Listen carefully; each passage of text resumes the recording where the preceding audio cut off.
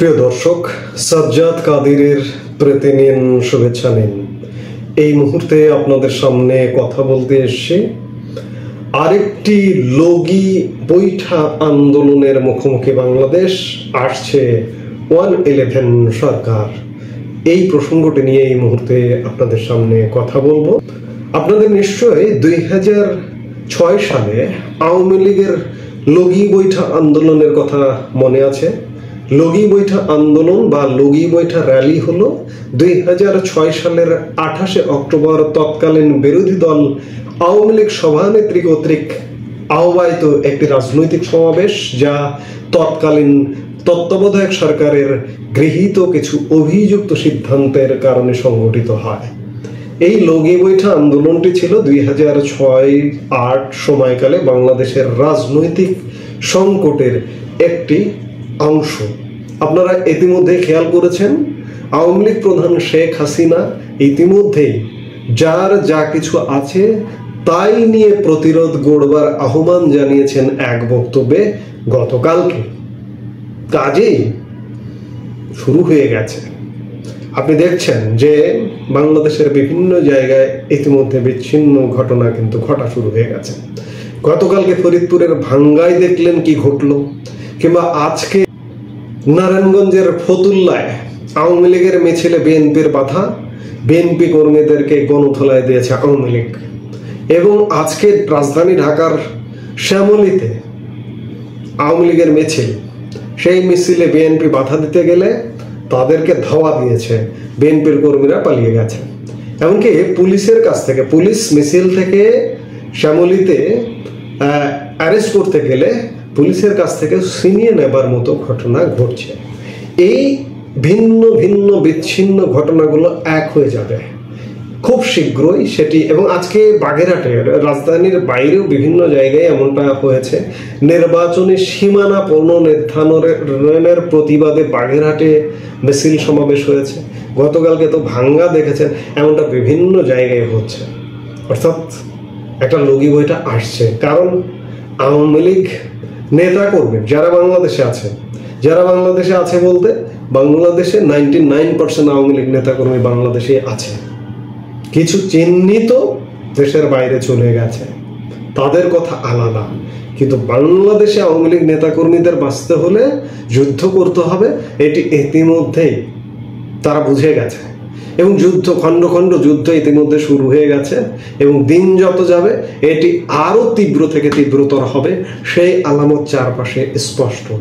এই আলামত থেকে সরকারের ভেতরেও কিন্তু যদিও আপনি দেখেন যে সরকার তো চলছে, সরকার তো নড়চড় করছে না, সরকার চলছে, কিন্তু ভেতরে একটা ভয়ও কাজ করছে।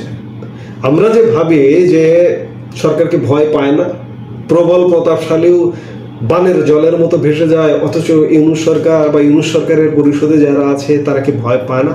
অবশ্যই ভয় পায়। তারা এটি অন্ততপক্ষে বোঝে যে এই পরিস্থিতিটা যদি চেঞ্জ হয় তাহলে কি হবে। শুধু সরকার না, সরকারের সহযোগী যে রাজনৈতিক দলগুলো এই মুহূর্তে আছে তারাও কিন্তু ভয় পায়।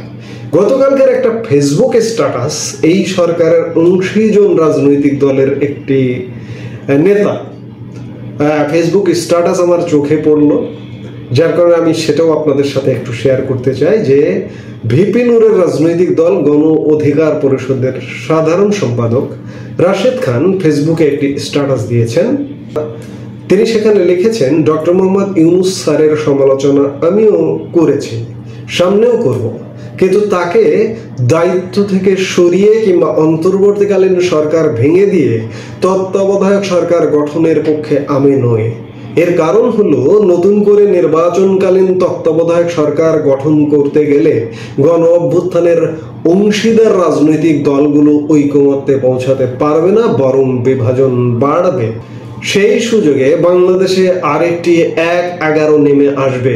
সেক্ষেত্রে গণ অভ্যুত্থান পরবর্তী সরকারে অংশ নেওয়ার অপরাধে ডক্টর মোহাম্মদ ইউনূস সহ সকল উপদেষ্টাদের গ্রেপ্তার করা হবে।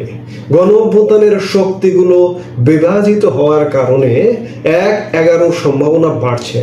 আমার কাছে মনে হচ্ছে বিদেশি একটা এজেন্সি গণ অভ্যুত্থানের শক্তিগুলোর সম্পর্ক বিনষ্ট করতে কাজ করছে।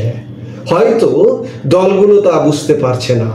দেশ ও জনগণকে বাঁচাতে আমাদের ঐক্যবদ্ধ থেকে অন্তর্বর্তীকালীন সরকারকে সহযোগিতার বিকল্প নেই।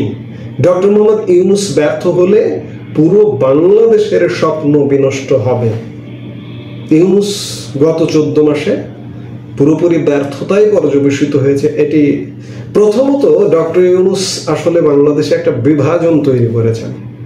তিনি ক্ষমতা নিয়েছেন, নিয়ে তিনি যদি সবাইকে নিয়ে একসাথে কাজ করতেন, একসাথে কাজ করে নির্বাচনের পথে এগিয়ে যেতেন, তাহলে আজকে এই যে লগি বৈঠার প্রশ্ন আসছে কিংবা 111 সরকারের প্রশ্ন আসছে, এগুলো আসতো না।